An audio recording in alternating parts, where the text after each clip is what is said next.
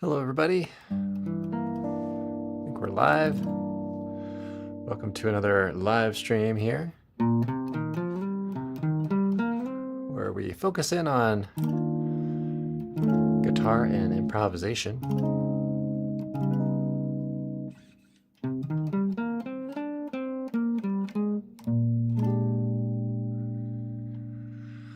Released yesterday, Tenor Madness. That was a fun one to put together. With jazz blues.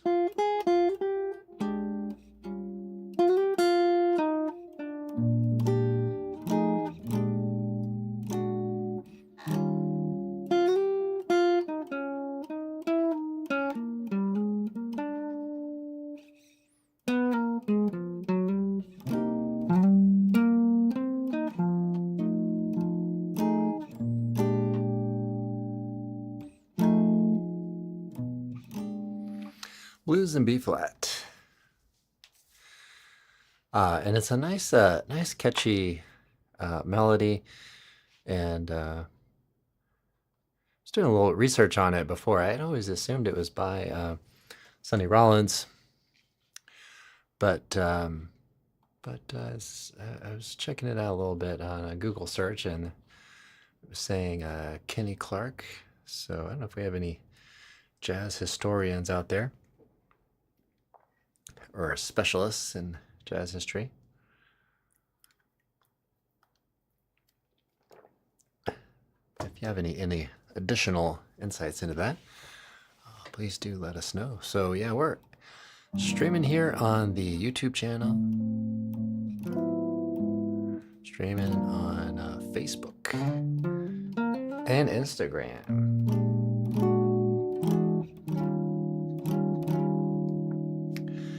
And I've also been including the Sunday Live and other live streams on my website, fretprints.com, and have some plans to do more live playing with backing tracks and all that. So that's kind of been one of my big long-term goals to work in. So keep tuning in, and I'll try to make this live stream more and more fun to watch and enjoy. So I'll do a little jamming here. Start us out. Let me know if you have any questions or comments or anything like that. I'll talk a little bit about what I'm up to and what I have planned a little bit later on. Hi, Eric. Good morning. Hi, Jeffrey. And I'll be looking at some different live streams. So if you don't see the chat there, it's just because I'm looking at a different stream. We got a vertical one and horizontal and Facebook and all that. Instagram even. All right. Do a little playing on the blues here.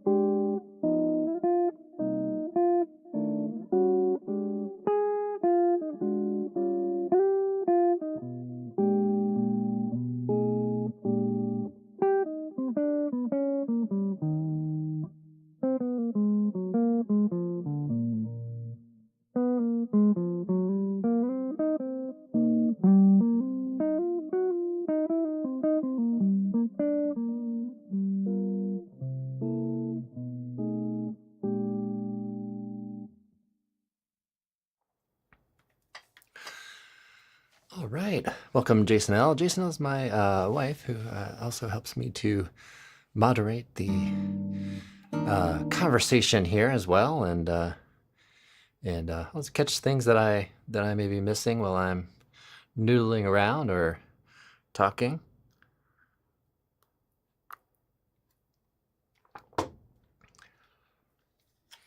So blues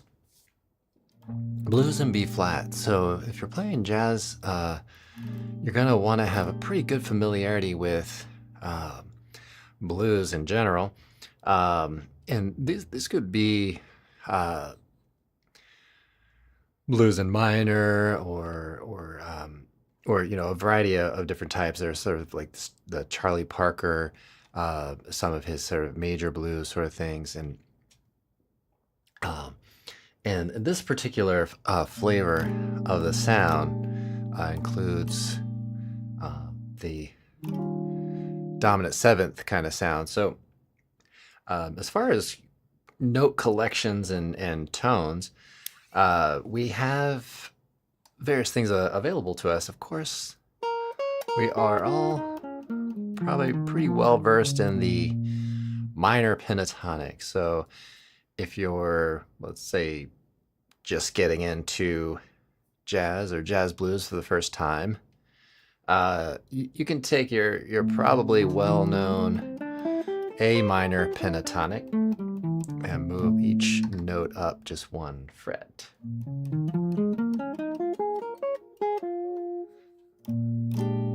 Okay, and then as most of us probably know, you can put a little bit of a tone in between what would be the fourth above the root and the fifth above the root. Put a little note in between there.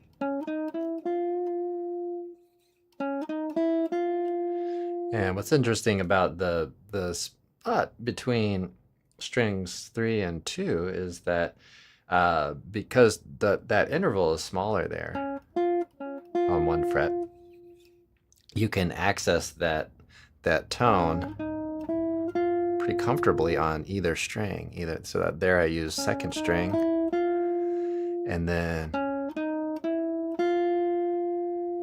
there I use third string. And then of course we can also do a little bend. We could do a unison bend on the flat 5.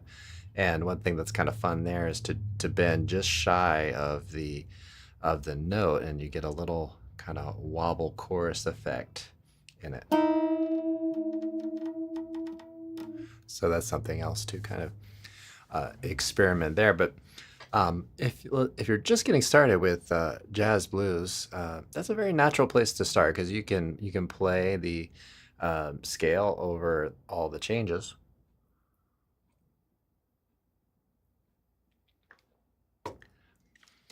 But as you're doing that, work at having an awareness of how the note interacts with the current chord and that kind of thing. All right, Eric, let's see. Saw something on YouTube where they did the bebop Mixolydian scale on each dominant. It was pretty cool. Get some sounds in your ears, and it always sounds like the chord you're on. Yeah, absolutely. That's cool. So let me elaborate on that a little bit. So let's say the most pared down basic elements of the blues in B flat, in this particular key, would be B flat, E flat, and F7. So F, E flat 7, doing some shell voicings here, F7, and B flat 7. So if you know the Mixolydian, or even if you don't, you would take the B flat and you would play like this. So it's almost like a major scale, but it has the second to last note, the seventh, is lowered in relationship. So you have this tone, and you can hear it fits right in the chord, right? So that's the flat 7. So that would be your first step. So to do a typical bebop scale, so the most common is to take a note between that second to last note and the root note of the chord, which would be the flat 7 in the root, and it is to put a tone in between, right? And then you can apply that same concept to all the chords.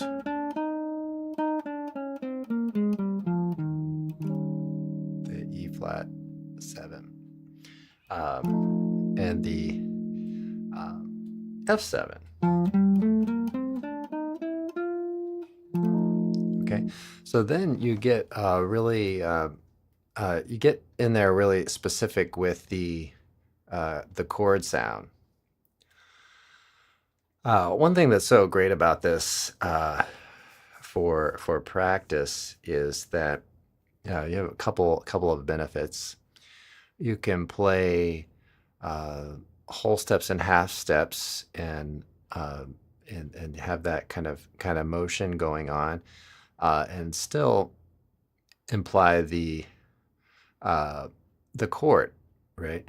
So check this out. So if I'm playing, if I could pick really any note of the chord, but let's say I'm on B flat 7 and I play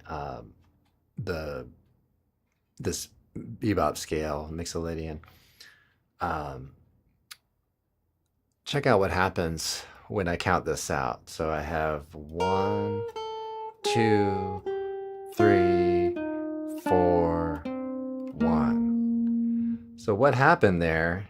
Sorry to point, but so what happened there is I've got all the chord tones landing on the strong beats.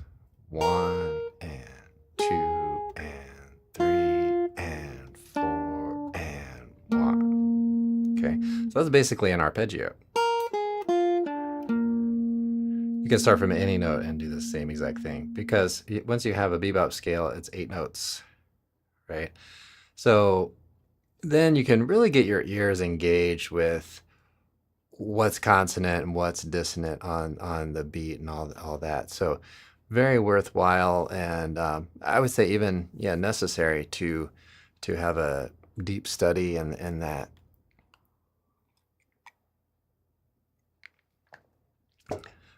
Of course, you could flip all that around and get a lot of dissonance on the strong beats, right? So just a thought there.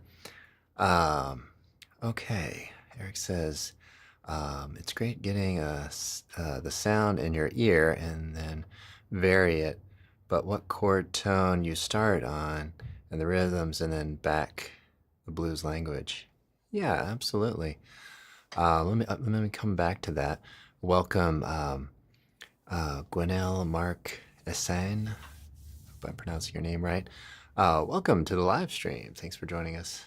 And I see Jason L has joined on the Facebook as well. All right. Okay, yeah. So yeah, we have the bebop scales, right?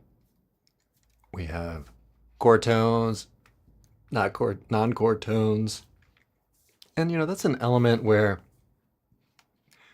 I would say kind of in particular with jazz tunes, but I think to some extent with rock tunes too, where you get really specific to the chord. Actually, I think with any genre, I would say you want to have the ability to be able to play specific to a chord, but of course have that kind of blues or pentatonic type language available, which just kind of generally sits well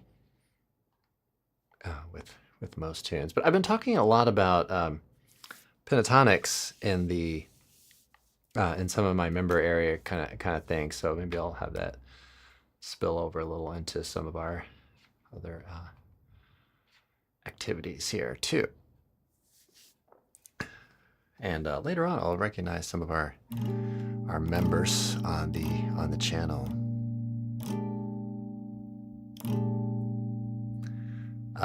Eric BL says, and listen to Kenny Burrell. Yeah, absolutely.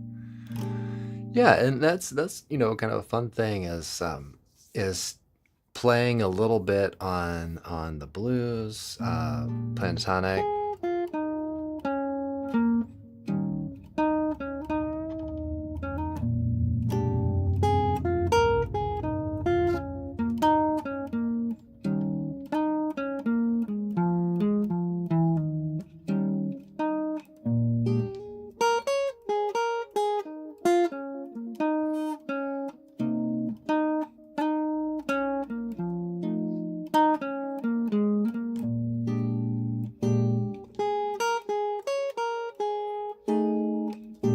Right, so there, and I'm really, my single note choices are really all that B flat minor pentatonic that I was talking about a little bit earlier, and so it's good to have a little language or phrasing with those those note choices, but then also try to work in, like we said, some of the Mixolydian with maybe more the bebop thing.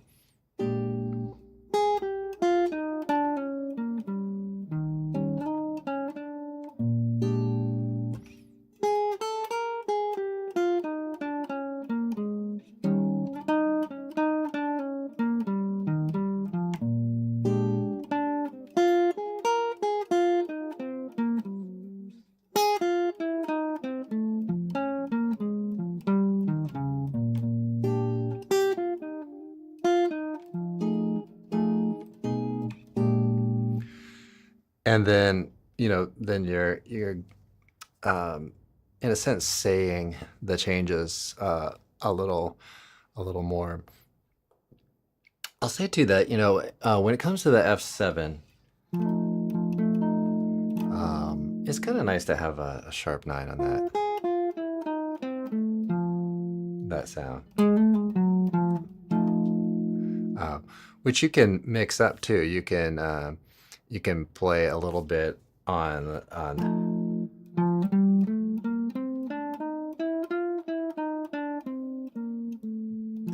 that kind of sound, like the Mixolydian, and then flip it around a little bit.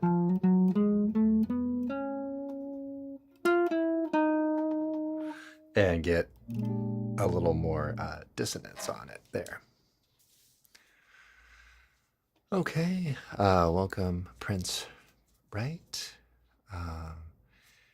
and all right, Dr. Dre and guitar. Okay, all right. So yeah, jazz, blues.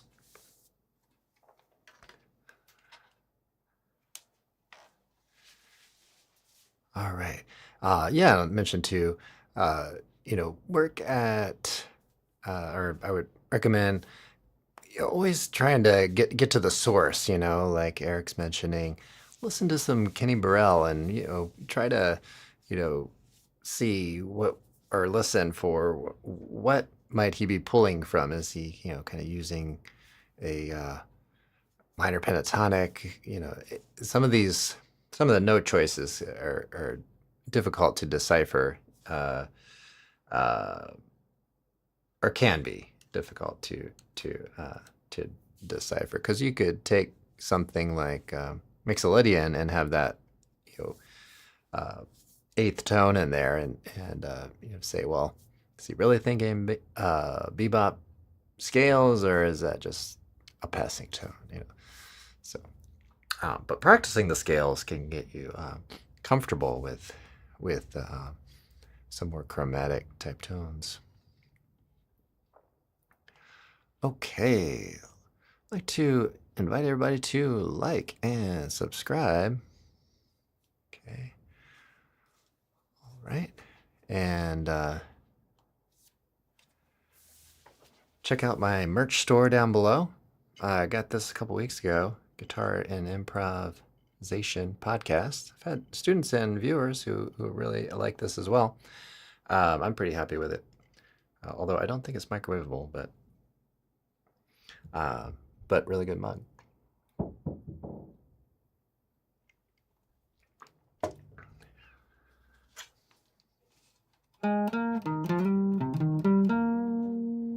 Okay, I'll do a little playing and mute my microphone.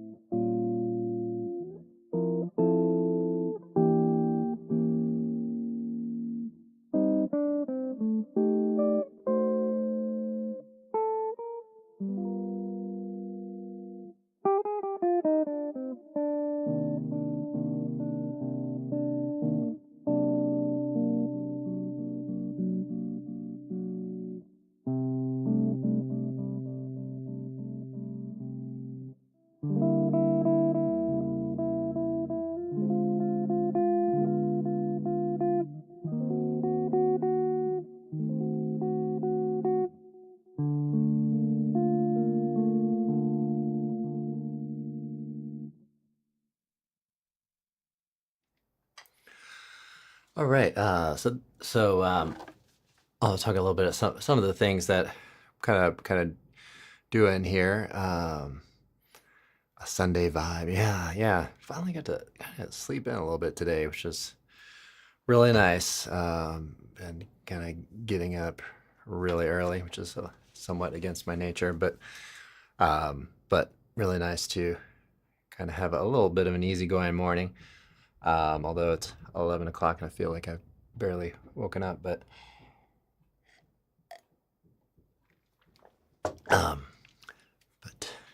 anyhow, very nice to sit here and hang out and relax with folks all over the world, and nice to chat with you here. So okay, so Stella by Starlight is something that I did a video on. I know sometime in my channel, maybe a few videos, and been wanting to put together a chord melody. Now, one of my challenges, you might say, is that I'm my mission, right, with at least with the melody videos, is to give an arrangement that's pretty simple and straightforward and could be used on a a jam session, could be used on a gig or something like that, and then it could be used as maybe a starting point for folks.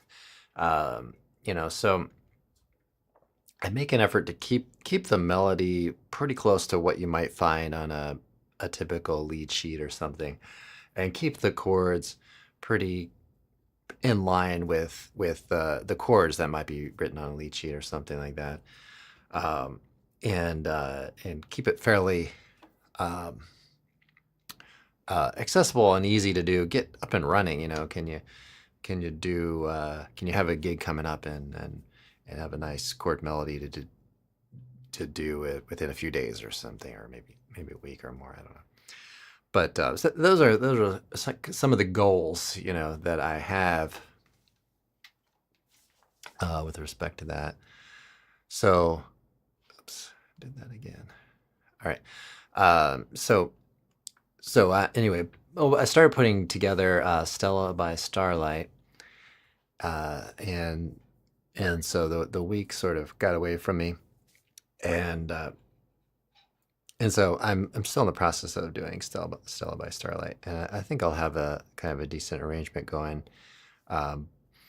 for hopefully this next weekend. We'll see. But I remember a lot of folks really were kind of into that, so hopefully bring that in soon. So I'll take a moment to acknowledge some of our supporting members of the channel.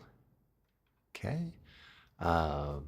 We have Chaz Robertson, Nathan Wilson, Udo Horhold, Osvaldo Jacob Peter, Osvaldo Arenkibia, Del Hollingsworth, Danielle De Silva, DR's Corner, and Jason L. Thanks so much for supporting the channel. I really do appreciate it. And,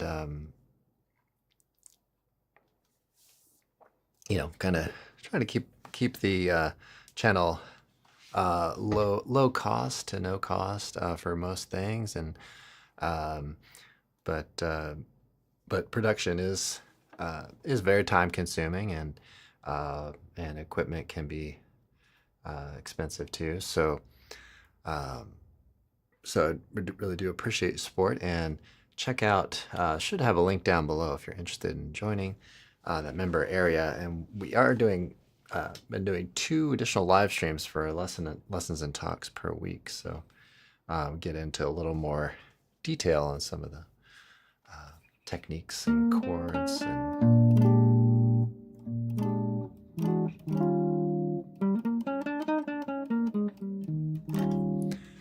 double check my settings over here.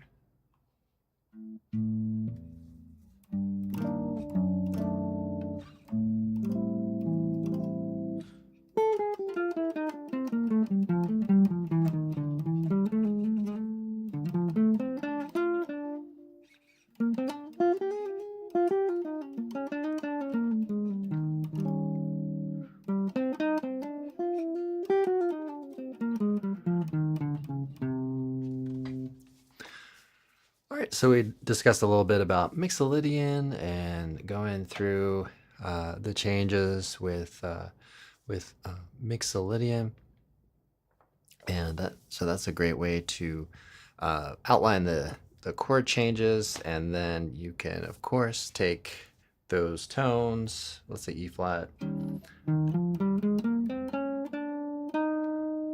add a little chromatic passing tone in between.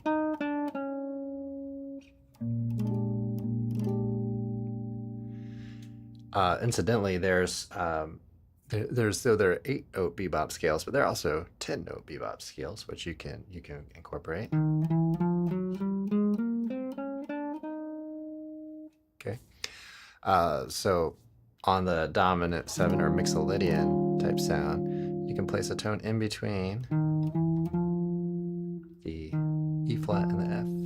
You can put one in between the F and the G,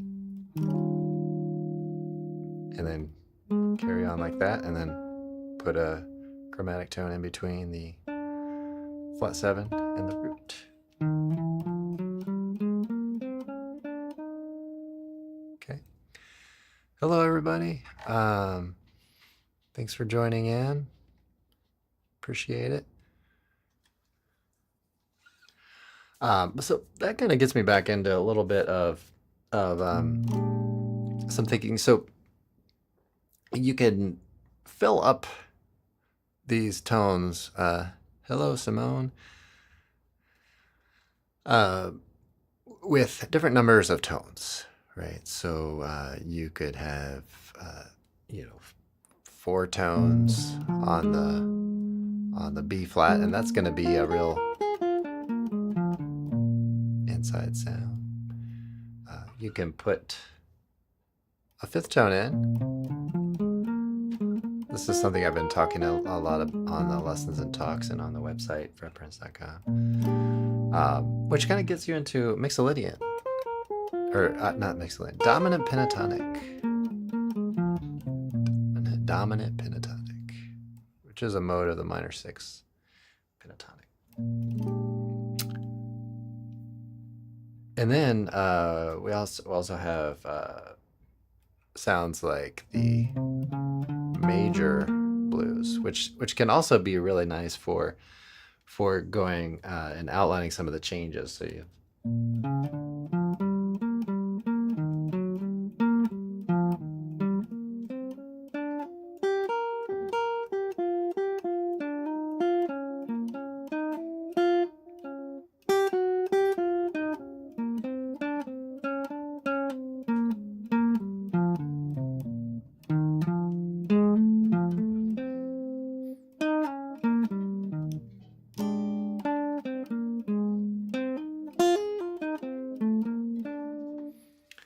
Agatha Christie, please.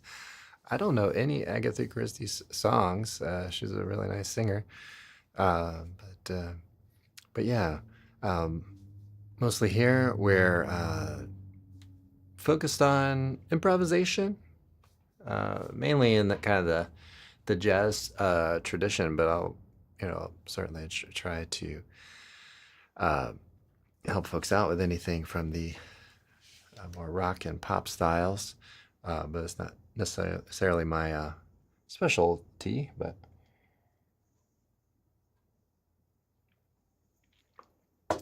so major blues. So like a major pentatonic, and you can put a tone in between the 2 and the 3rd.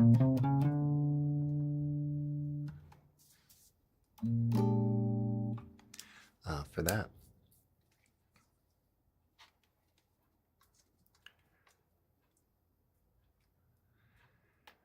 All right. All right, well, I'm going to do a little more playing, probably hang out for another 10 minutes. So let me know if you have any additional questions or comments or things you've been working on. Love to hear about it.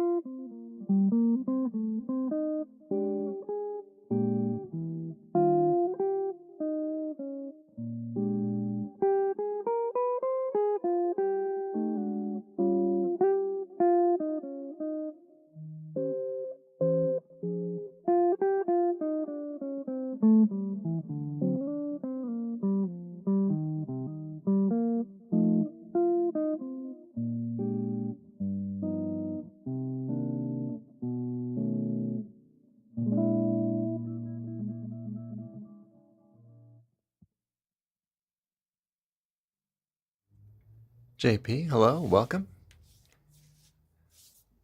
Thanks for joining us today, Sunday, April 27th. Talking a little bit about blues today, talking a little bit about chord scales with maybe some chromatic tones in them.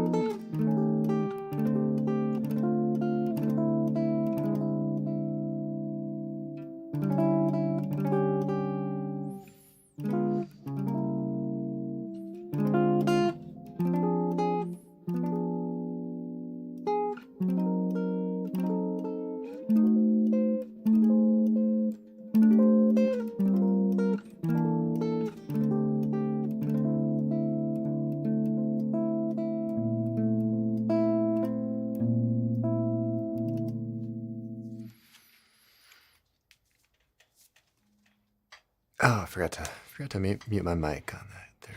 Okay. All right. So let's see. We got watermelon.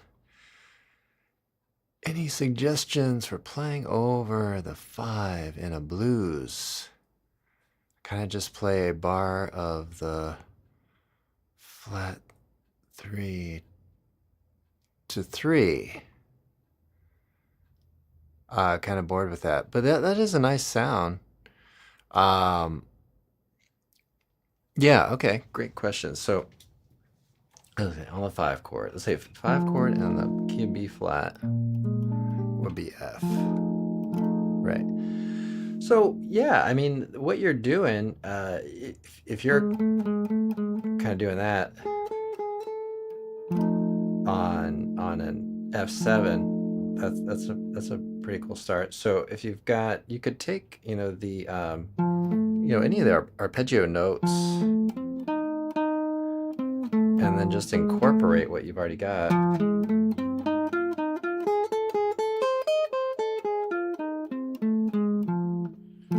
Right, and then just maybe get some familiarity into into the patterns and note locations. And like we were talking about earlier, you can do something in between the flat 7 and the root note as well. So using a note collection like this would be kind of a cool sound to explore that. So that's what I would kind of start with on that. You know, get a little bit of the flat 7 going in there. That kind of motion is kind of classic thing, right? So so I think you've got a good start. Just, you know, maybe incorporate more of the chord tones and add another little chromatic tone. I shouldn't say little, but just a tone in between the flat 7 and the root note. And that's pretty similar to the blues, or really the same notes as the minor blues scale too. So that would be pretty compatible. So I think you're already on the right track with that A there in the key of B flat. That's going to be your leading tone. So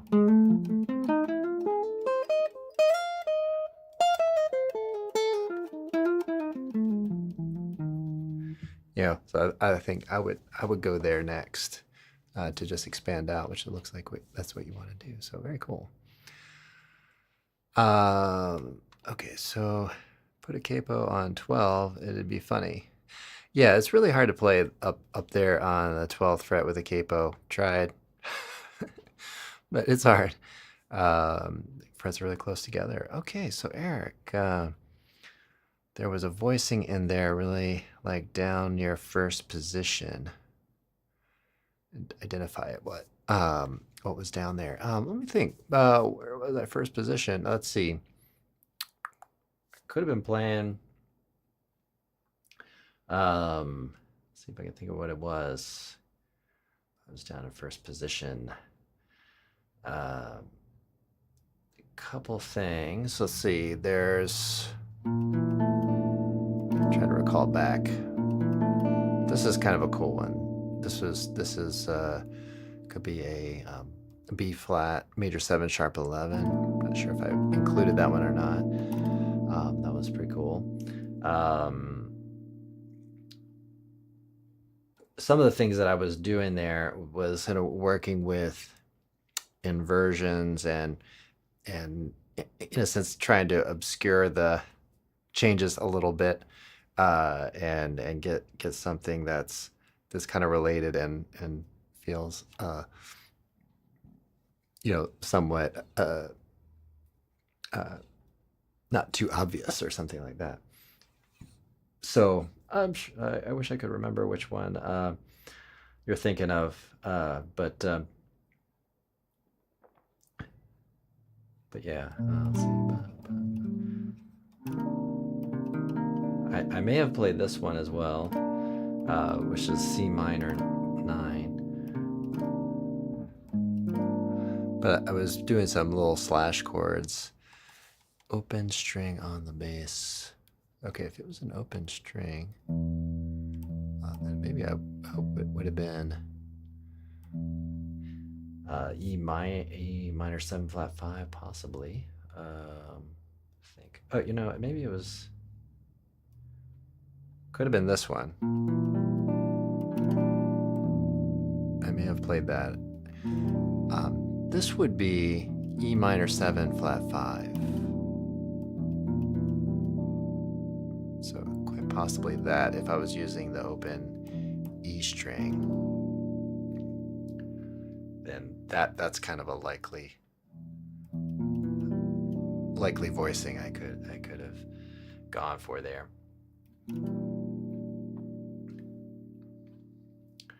So that would give you finger 1 on string 5, fret 1, and finger 2 on string